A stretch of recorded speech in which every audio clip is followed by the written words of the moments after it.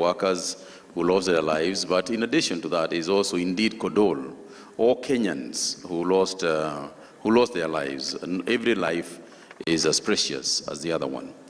And the reason why we were so careful with healthcare workers is essentially because these are the people who are protecting us. And if we had an epidemic amongst them, then we were going to be left bare. What did we do?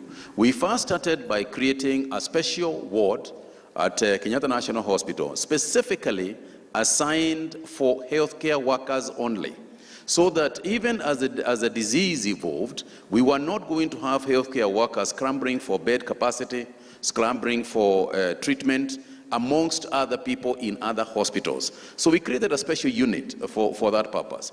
You will also recall that we appreciated the fact that they were going way above the call of duty.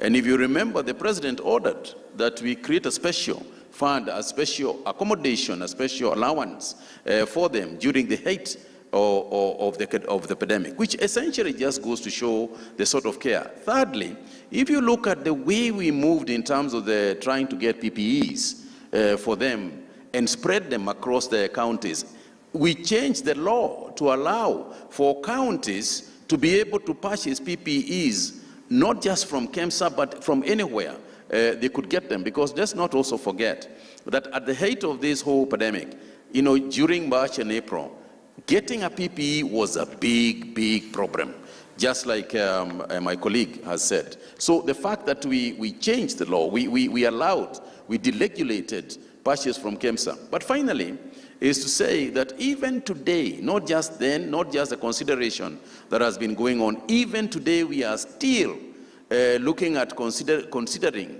what we can do for our health workers, for the healthcare workers, what we can do for the medical fraternity as a whole. So we continue, and we haven't stopped. It's ongoing. Mm-hmm. Okay, thank you for that. But the families of these healthcare workers have been waiting since the announcement, since everything was passed. Is it the wheels of government, or what's holding all this back? I think that a lot of what we have said has already happened. A lot of what we intend to do, for example, the issues of insurance and so on, are issues that are ongoing in discussions with the institutions that are responsible for that. We agreed that, for example, the NHIF was going to be able to cover the healthcare workers. We agreed that the county governments could also get cover from NHIF, for that reason. So it's ongoing. Every day we try and improve a little bit more, a little bit more. And if you talk about the lessons that we learned, that's one of the lessons to learn.